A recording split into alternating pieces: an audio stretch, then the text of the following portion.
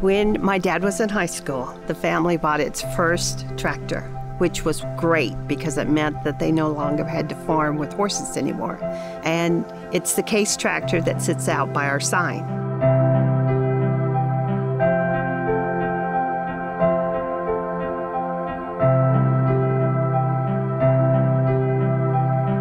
Well, we've been open for 6 years, and this bed and breakfast is in my childhood home, so it has a family connection. Next year it'll be 100 years that we've owned this property. It's something that we had decided we wanted to come do something with the house, and then we did the restaurant, and now we do special events, so it's kind of a growing thing, and we tried to build in a lot of flexibility. It was interesting, we first were thinking of doing the restaurant in the house and then realized that was going to not take care of the demand we expected to have.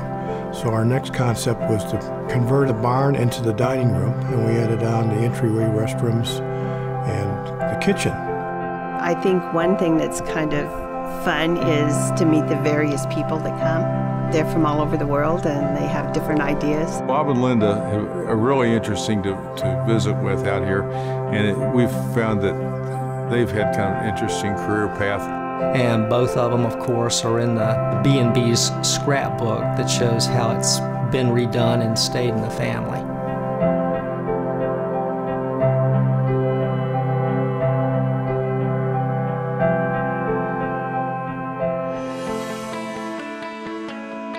Well, we're in the middle of a working farm because of the length of time the family's been here. We're right at the edge of Fort Kearny, the southern edge of the military reservation, and there's a lot of people who want to visit those Oregon Trail and California Trail and the Pony Express. They're real interested in those western trails.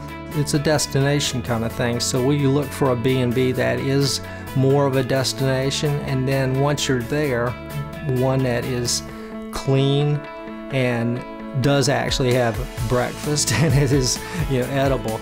Our stay here last year was really fun. We had friends come from Spokane, Washington, and meet us here on the Platte. It was their first time to experience the cranes. It was great to share that with them, and then to be this close to Roe and this close to come to breakfast after getting out of the blind was really nice. We didn't have to go all the way back to Kearney.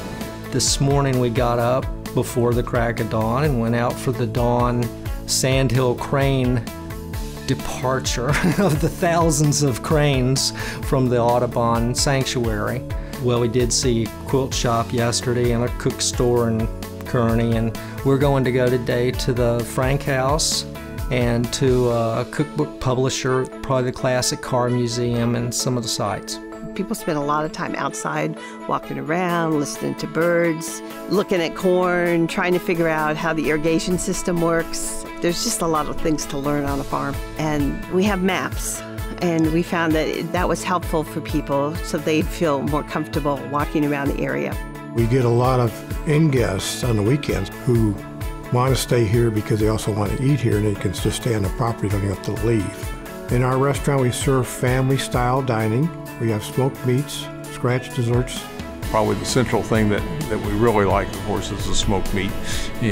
But the restaurant really is great food and a nice, relaxed atmosphere, great desserts, and everybody always remembers this as one of the big parts of their trip, so we're always glad to do that.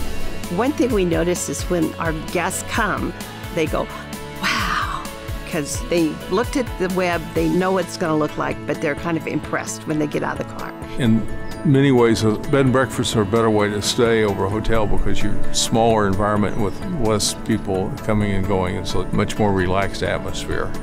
Sometimes you want something special, and that's what a bed and breakfast can really provide. The other thing we like to watch is that nobody ever leaves here without taking pictures. And I don't think that happens every lodging place. So why is it that people want to take that picture? They're saving a memory.